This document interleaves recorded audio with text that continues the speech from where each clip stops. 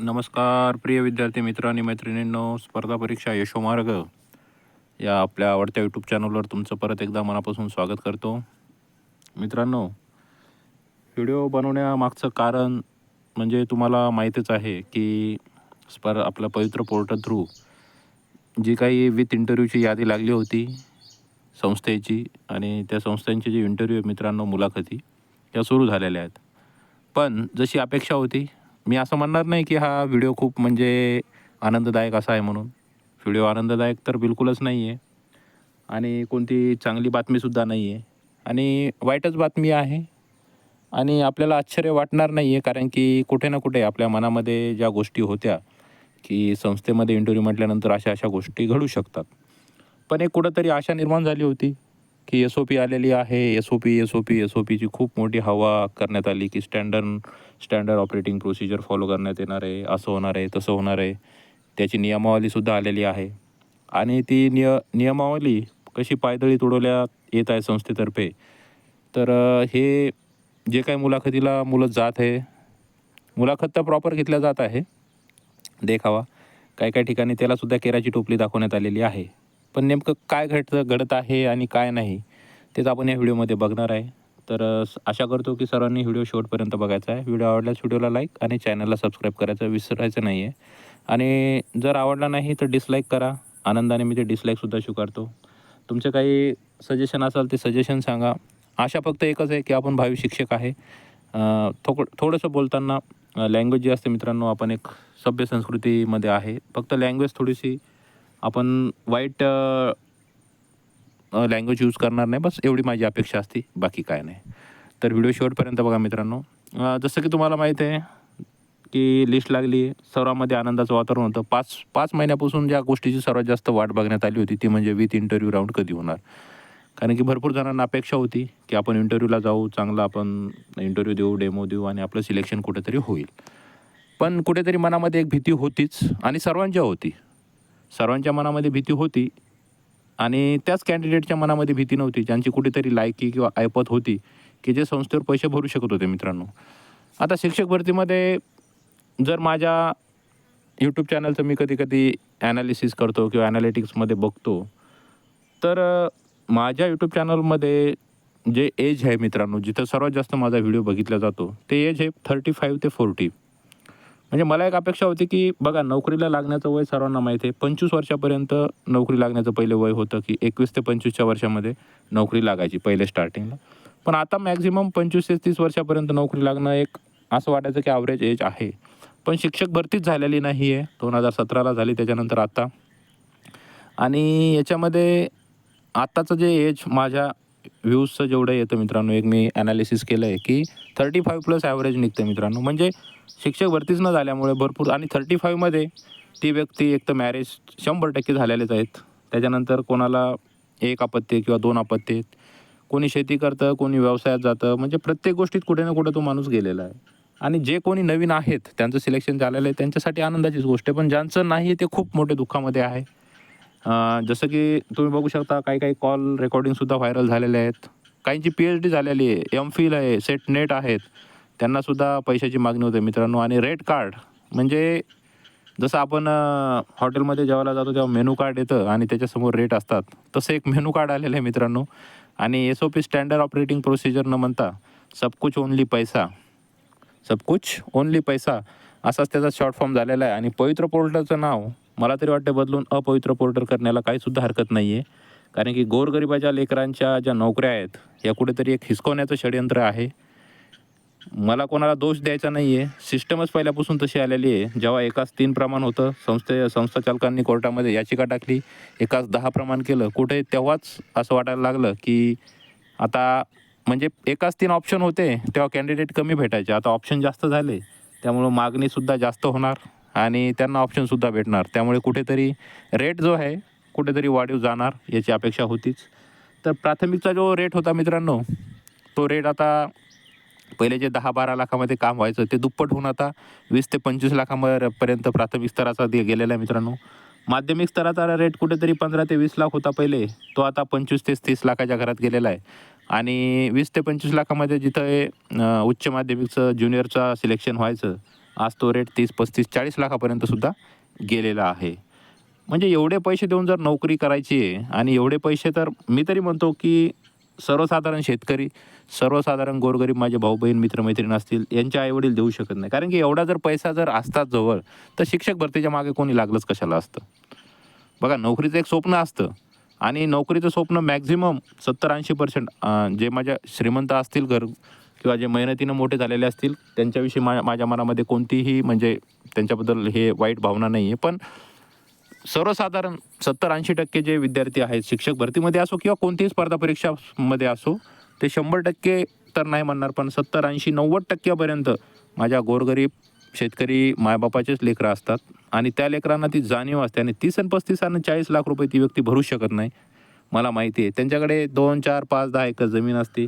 जमीन म्हणजे कागदाचा तुकडा असतो प्रत्येकाचा. ती विकून नोकरी करायची आहे. 30-35 लाख भरायचे आहे.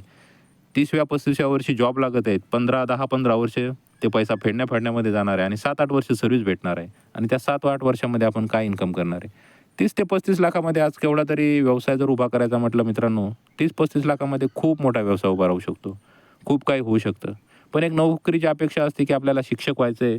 नवीन पिढीमध्ये कुठेतरी नवीन पिढीचं भारतीय म्हणजे भारताच्या कोणत्यातरी नवीन गोष्टीमध्ये, नवीन पिढीमध्ये जे योगदान आहे, त्यामध्ये तुमचा कुठेतरी आपल्याला असं वाटतं आपला सहभाग असावा. या दृष्टिकोनातून कोणाचं स्वप्न असतं, की शिक्षक प्रत्येकाचं स्वप्न असतं, की आपल्याला एक ही पोस्ट असावी म्हणून. पण भरती प्रक्रिया अशी झालेली आहे, पहिलं ऑफलाईन होतं, त्याच्यातही घोटाळेच होते. आता ऑनलाईन झालं, याच्यामध्ये घोटाळेच आहे. असं वाटायचं कुठेतरी बाबा IBPS कंडक्ट करत आहे, कुठेतरी स्टँडर्ड आता हे होणार. चला बाबा कुठेतरी TCS हे होते. पण कुठे ना कुठे लूप होल असतो मित्रांनो. कुठे ना कुठे एक लूप होल असतो आणि तो लूप होलच हे जे धनाढ्य लोकं असतात किंवा ज्यांच्याकडे 2 नंबरचा पैसा असतो, त्या लूप होलचा फायदा घेतात आणि सर्वसाधारण जी जनता असते त्यांचा घास कसा हिसकावायचा हाच प्रयत्न असतो. आणि आज जो रेट आहे मित्रांनो, प्राथमिक स्तर, माध्यमिक, उच्च माध्यमिक, की 25 लाख, 30 लाख, 35 लाख, 40 लाख. आमच्या इकडे सुद्धा एक निवासी संस्था आहे, नवीन आलेली आहे. 100% ग्रँट आहे आणि तिथे तर रेट एवढा जास्त हाय आहे, की मी म्हणजे आमच्या गावातलेच भरपूर कॅन्डिडेट आहेत, जे पैसा भरण्यासाठी ज्यांच्याकडे आहे काही-काहीकडे पैसा.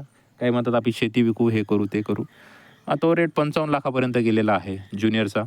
तर डोकं क्रॅक होतं, की 55 आणि 60 लाख रुपये. 55-60 लाख, 58 वर्ष रिटायरमेंटचं आणि 55 ते 60 लाख रुपये भरायचे. अरे बापरे! तेवढे बँकेमध्ये जर टाकले तर त्याच्या व्याजावर आपलं आयुष्य निघून जाईल. कोणाची हमालीसुद्धा करण्याचे काम राहणार नाही आणि काहीच नाही. म्हणजे एका ठिकाणी जवळचंच म्हणजे जे मी अनुभव घेतो त्या अनुभवाची गोष्ट सांगतोय, की आमच्या थ्रूच कोणाला तरी एका ठिकाणी थोडंसं हे करायचं होतं, की शिपाई पद म्हणजे तो विद्यार्थी खूप म्हणजे हे शिकलेला नाही, काय नाही, फक्त शिपाई, फक्त पैसा आहे म्हणून शिपाई चालेल आम्हाला. शिपाईचा रेट 17 लाख रुपये 15 ते 17 लाखपर्यंत. हसण्याची गोष्ट आहे, हसावं की रडावं. आणि खरंच म्हणजे अतिशय दुःखदायक हे आहे मित्रांनो. आणि माझी कंडिशन सांगतो, मी पण एवढा शिकलो, हे झालं. माझ्या पण वडिलांना असं वाटत होतं नोकरी करावी. कुठेतरी शेती विकू, हे करू, ते करू आणि एखादा मुलगा, एक भाऊ शेती करतो, तो दुसरा कुठेतरी नोकरीला असेल. पण मी पहिलेच माझ्या वडिलांना सांगितलं होतं, मी शेती करेल. मी व्यवसाय नाही करणार, काय नाही करणार, मी शेती करेल. पण ₹1 कुठे मी नोकरीला पैसा देऊन मी हमाली करणार नाही. आणि ही गोष्ट मी नोकरीला लागलो म्हणून बोलत नाही मित्रांनो. माझं पहिल्यापासून होतं, मी शेती करील, मी दुसऱ्याच्या घरचं शेण काढेल, मी काही करेल, चाकरी करेल, काही करेल. पण मी पैसा देऊन नोकरी करणार नाही, हे माझं पहिल्यापासून गणित होतं आणि मी ते तंतोतंत फॉलो केलं. शेवटपर्यंत प्रयत्न केले. शेवटच्या प्रयत्नामध्ये माझं सिलेक्शन झालं. त्यामुळे तुम्हीसुद्धा हार मानायची नाही. शेवटच्या प्रयत्नापर्यंत जोपर्यंत आपल्यामध्ये ताकद आहे, की इथपर्यंत आपण लढू शकतो, तिथपर्यंत लढायचं मित्रांनो. नाउमेद व्हायचं नाही आहे. मला मान्य आहे 50% भरती, कोणती भरती प्रक्रिया असो, आता पहिले 10% व्हायची, आता 50% भरती प्रक्रिया पैसा देऊनच होते. पण 50% तरी 100 जागा निघल्या तर 50 जागा पैशाने जरी होत असतील, तर 50 जागा आजही प्रॉपर भरल्या जातात. त्या 50 जागेमध्ये आपलं सिलेक्शन कसं होईल याचा प्रयत्न करायचा आहे. बघा, संस्थेवाले इंटरव्ह्यू आणि हे तर प्रॉपर घेणार आहे. काही संस्थेवाले स्टँडर्ड ऑपरेटिंग प्रोसिजर फॉलो कशा पद्धतीने करणार आहे, की काही ठिकाणी असं झालेलं आहे, की आम्ही पेपर घेऊ आणि त्या पेपरमधून आम्ही सिलेक्शन करू आणि असं करू, तसं करू. स्टँडर्ड ऑपरेटिंग प्रोसिजरमध्ये एक गोष्टच नाही, की पेपर घ्यायचा आहे काही. कारण की ऑलरेडी तुम्ही पेपर देऊन आलेले आहेत. त्यांना तो इंटरव्ह्यू आणि डेमो घ्यायचा आहे, पण कोणी मनाचेच फक्त कायदे लावत आहे. पण त्या गोष्टी ते त्यांच्या हातामध्ये ते आहे, ते करत राहणार आहे. सर्व गोष्टी माहीत आहे. पवित्र पोर्टलवाले जे असो किंवा आपलं MSC असो किंवा सरकार असो, सर्वांना माहिती आहे संस्थाचालक काय करतात म्हणून. बरं आपण एक समजू शकतो की 20% 40% ज्यांना ग्रँट आहे ते पैसे मागतील साहजिक आहे. काही ठिकाणी 100% ग्रँट असलेल्या शाळासुद्धा पैसे मागत आहे. काही ठिकाणी ओरिजिनल भरती होत आहे, आपण सगळ्याच गोष्टीला दोष देत नाही. काही ठिकाणी अपवादसुद्धा असतो. तर त्या अपवाद ज्यांचं जिथं विदाऊट पैसा सिलेक्शन होणार आहे ते नशीबवालेच समजा. आणि माझ्या भाऊ बहिणींना सर्वांना हात जोडून विनंती आहे, एवढा अभ्यास करा, एवढा अभ्यास करा मित्रांनो, की तुमचं without interview first round conversion round जे लागलेले आहे, अशामध्ये सिलेक्शन आहे. असा अभ्यास करून असे मार्क्स घ्या मित्रांनो, म्हणजे या संस्था चालकांच्या पाया पडायचं सुद्धा तुम्हाला काम पडलं नाही पाहिजे. परत एकदा सर्वांना हात जोडून विनंती आहे, होता होईपर्यंत विदाऊट इंटरव्ह्यूमध्ये सिलेक्शन कसं होईल हा प्रयत्न करा. सेकंड फेजमध्ये भरपूर जागा येणार आहेत, त्यामध्ये ज्यांचं सिलेक्शन होईल ते नशीबवालेच समजा.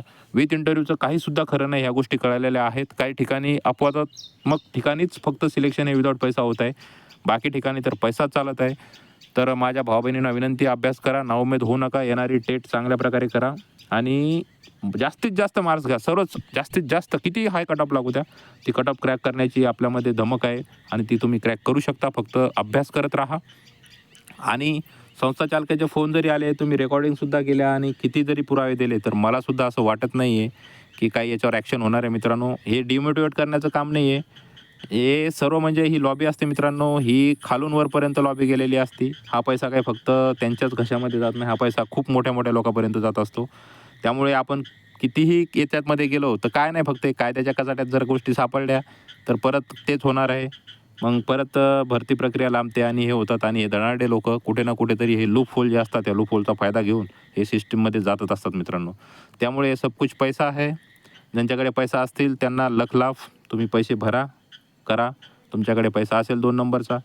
जे गोरगरीब जे माझे भाऊ बहीण असतील त्यांना नाउमेद होण्याची गरज नाही आहे. बाकी पण भरती प्रक्रिया आहे, त्याचीसुद्धा तयारी सुरू ठेवा. कुठेही नाउमेद होऊ नका. आणि माझा जेवढा काही फोकस असतो मित्रांनो, तुम्ही फक्त मोटिवेटेड राहावे त्यासाठी माझे व्हिडिओ बनवण्याचा प्रयत्न असतो. कारण की आपण फालतूच्या अपेक्षा करत राहतो आणि त्यामध्ये आपण येणाऱ्या भरती प्रक्रियेकडे सुद्धा दुर्लक्ष करतो आणि त्यामध्ये आपलं खूप मोठं नुकसान होतं. काही काही व्यक्ती अशा असतात जे या गोष्टीकडे लक्ष न देता त्यांचं ते काम करत राहतात आणि ते जीवनामध्ये सक्सेस होत राहतात. त्यामुळे फालतूच्या गोष्टीकडे लक्ष देऊ नका. पैसा चालणार होता हे 90% 99% लोकांना पहिल्यापासून माहीत होतं. त्यामध्ये आश्चर्याची काहीच गोष्ट नाही आहे. संस्था चालकांनी त्याच एकाच 3 प्रमाणाला विरोध केला होता, त्यामुळेच केला होता, कारण की त्यांना जास्त ऑप्शन झालेले आहेत. आणि आता त्यामध्ये इंटरव्ह्यूमध्ये मार्क कोणाला द्यायचे, काय द्यायचं, कारण की इंटरव्ह्यूला तर तुमचा प्रॉपर घेणार, डेमो प्रॉपर घेणार, कारण की तिथं व्हिडिओ रेकॉर्डिंग आहे, तिथं काही ऑप्शन राहणार नाही आहे. आणि ते तुम्हाला कॉल करून सुद्धा बोलवणार नाहीत, वैयक्तिक ते बोलवतील, ऑफिसमध्ये बोलवतील. तिथं व्हिडिओ रेकॉर्डिंग नाही, काय नाही, तुमचा मोबाईल घेतला जाईल आणि तिथं तुम्हाला पैशासाठी बोलवण्यात येईल. कारण की काही काही ठिकाणी तुमच्याकडे जर तुमची पैशाची ऐपत असेल तर या, नाहीतर तिकिटाचे पैसेसुद्धा खर्च करू नका, इथपर्यंत डायरेक्ट बोलण्यात आलेलं आहे. त्यामुळे विचार करून इंटरव्ह्यूला जा. जाण्याचं तुमचे पैसेच जातील. इंटरव्ह्यूला जा. एक तर अनुभव तर का स्वतः अनुभव घेतल्याशिवाय या गोष्टी कळणार नाही. तर असा व्हिडिओ होता मित्रांनो. नाउमेद होऊ नका, पॉझिटिव्ह राहा, अभ्यास करत राहा. तुमचं कुठे ना कुठे सिलेक्शन होणारच आहे. नाही शिक्षक दुसऱ्या तरी कुठे ना कुठे सिलेक्शन होईल. पण शिक्षक जर व्हायचं असेल तर विदाऊट इंटरव्ह्यू याच्यामधून न जाता, म्हणजे विदाऊट इंटरव्ह्यूमधूनच सिलेक्शन झालं पाहिजे. विथ इंटरव्ह्यूमध्ये कुठेही अपेक्षा करू नका, कारण की इथं सर्व गोलमाल आहे. तर असा व्हिडिओ होता मित्रांनो. आशा करतो सर्वांना व्हिडिओ आवडला असेल. व्हिडिओ आवडल्यास व्हिडिओला लाईक आणि चॅनलला सबस्क्राईब करायला विसरू नका. ज्यांना आवडला नसेल त्यांनी डिसलाईक करा. तुमचं कारण काय डिसलाईकचं ते सुद्धा मला सांगा, त्यावर मी सुद्धा रिप्लाय देण्याचा प्रयत्न करील.